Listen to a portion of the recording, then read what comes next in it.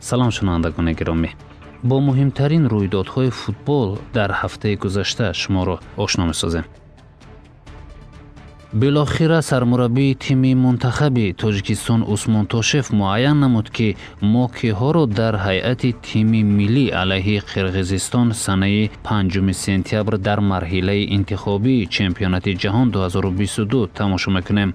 Миёни 25 футболбози интихобкардаи мутахассиси узбек 3 дарвозабон, 8 дифоъгар, 10 нимҳимоятгар ва 4 ҳамлагар ҷалб шуданд. Ин дафъа ҳамлагари беҳтарини кишвар Манучер Ҷалиловро коршиноси узбек фаромӯш накард. Аз Тошев интиқоди сахт кардем, ки Ҷалиловро дар бозиҳои дӯстона даъват накард, вагарна ӯ натиҷа медод. Боварӣ дорем, ӯ ба даста кӯмаки назаррас хоҳад кард. Дар ғайри сурат мухлисон сармураббиро монда ба интиқоди ҳамлагар мегузаранд. Ба ҳар ҳол аз бачаҳо умедамон ҳаст. Ман бештар намедонам, ки қирғизҳо чӣ гуна бозӣ мекунанд.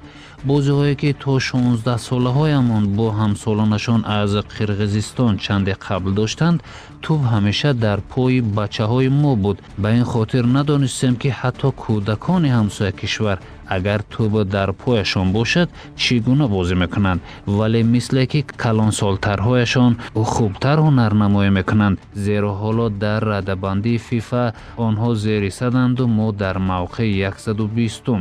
Ба ин хотир як шер бачаҳои мо ғайрат мекарданду қирғизҳоро шикаст медоданд, ҳам сарамон дар назди ҳамсояҳо баланд мешуд ва ҳам мавқеамон дар рейтинги фифа хубтар мегардид.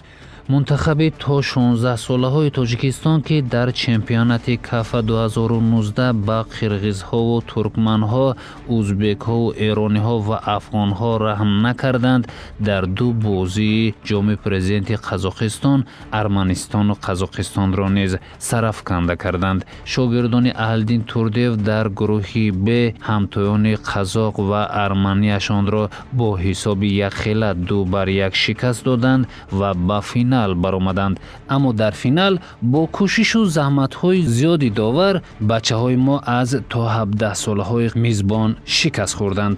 Воқеан ҳам бозии хуби бачаҳои моро дида қазоқҳо довару аз худашон гузоштанд, зеро тарсиданд, ки дар ғайри сурат калонсолтарҳои қазоқ дар финал аз 16 солаҳои мо шикаст мехӯранд. Довар низ аз ин эътимоди ҳамватанонаш рӯҳбаланд шуда дар бозӣ талош намуд, то пирӯзиро бо истифода аз чандин ҳолатҳои ноадолатӣ бар ҳамватанҳояш бидиҳад. Биёед аз Қазоқистон якбора ба Аврупо меравем. бозиҳои Лигаи Аврупо низ ин ҳафта ҷолибиятҳои бештар дошт. Дар доираи сабқатҳои даври сеюми Премер-лигаи Англия, Манчестер Юнайтед бо дастаи Кристал Пэлас бозии ҷолиб намуд. Ҳарчанд дар қисми аввали майдондори футболбозони Манчестер Юнайтед ба пуррагӣ рақибонро дар назди дарвозаҳошон муосира карданд, вале рахна кардани дарвозаи рақиб кори осон набуд. Баръакс, дар дақиқаи 32-юми дидор бозингари дастаи рақиб Ҷордан Аю аз иштибоҳи Линделёф ва гаронарзиштарин дифоъгар дар тарихи футбол Магуайр истифода бурда голи якуми бозиро ба номаш сабт кард.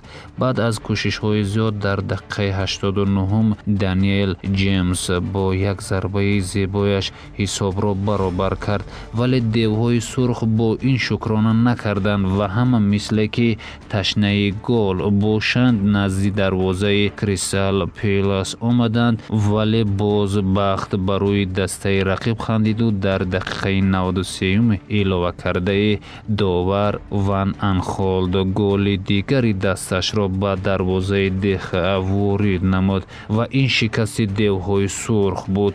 Ин аст, ки ваздонҳо гуфтанд, бояд командаи Сулшер ба мусовӣ қаноат мекард, вале нӯшокрӣ карданд, ки шикаст хӯрданд. бозии дигари Премер-лигаи Англия миёни дастаҳои Ливерпул ва Арсенал буд.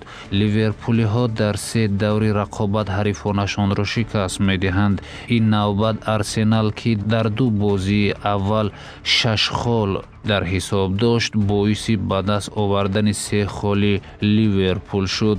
дар ин набард Муҳаммад Салоҳ 2 маротиба ва Матиб 1 маротиба дарвозаи Арсеналро рах накарданд. дар ҷавоб меҳмонон танҳо 1 гол заданд. дар айни замон Ливерпул бо касби 9 хол пешсафи ҷадвали Премер-лигаи Англия мебошад. рақиби асосии Ливерпул Манчестер бошад, ки то бозии навбатиаш 4 хол дошт, бар Бортмунд зафар ёфт. ин дафъа Агуэро ва Раҳим Стерлинг Гвардиоларо асабӣ накарданд. аргентинӣ 2 гол ва Раҳим 1 гол ба дарвозаи рақиб ворид карданд. акнун автобуси Гвардиола як қадами дигар ба Ливерпул наздик шуд, вале роҳ дароз ва вазъдонҳо мегӯянд роҳи бошгоҳҳои англисӣ пур аз шеру палангу гургҳост ва барои расидан ба ҳадаф аз ҳоло наметавон якеро бартар гуфт. шогирдони Фрэнк Лэмпард футболбозони бошгоҳи Челси низ як илоҷ карда дар бозии даври сеюми Премер-лигаи Англия тими Норвич Ситиро бо ҳисоби 3-2 шикаст доданд. дар мавриди бозии Тоттенхэм чизе намегӯем, зеро шогирдони Почетино 90 дақиқа дар назди майдони Ньюкасл бозӣ карданд, вале 0-1 шикаст хӯрданд. дар Ла Лига чӣ гап? коршиносон мегӯянд бозиҳои Ла Лигаи Испания он қадар мазза надорад, зеро дар 2 бозӣ на Мессиро диданду на Азарро.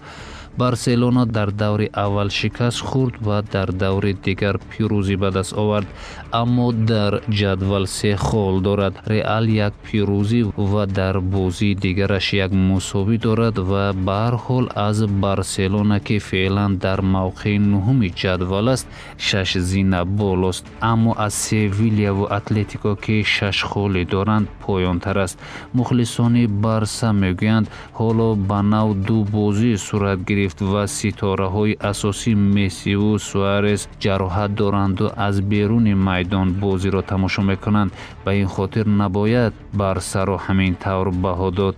мухлисони реал низ ҳарфашонро ёфта гуфтанд, яъне дар 2 бозӣ бохт надоранд ва агар бозингари асосияшон Азар низ ҳам тақдири Месси намешуд, рақибон хол ситониданро аз ғаразмониҳо дар хобашон медиданд. аммо ин таври бад ҳам не, зеро бозиҳои дӯстонашонро бо дигар дастаҳо дидем ва ҳоҷати шарҳ надорад. биёед ба Италия низ як назар андозем, вагарна оҳи мухлисони Роналдо мегирадамон. дар рақобати даври нахустини серияи А, қаҳрамони феълии чемпионати Италия бошгоҳи Ювентус ба меҳмонии Парма сафар кард ва бо ҳисоби 1-0 ғалаба намуд. ҳарчанд Криш хост аз бозии аввал голзаниро оғоз кунад, вале довар голи зебои ӯро ба хотири дар ҳолати нобозӣ буданаш ба қай нагирифт. ба ҳар ҳол Роналдо бо ҳамдастаҳояш бо 3 хол ба Турин баргашт. дар даври дуюм санаи 31 август Ювентус дар хонааш бо Наполи рӯбарӯ мешавад. бигзор голи аввалашро бачаи португалӣ дар ин даста ба ҳадаф расонад. бо ҳамин тамом.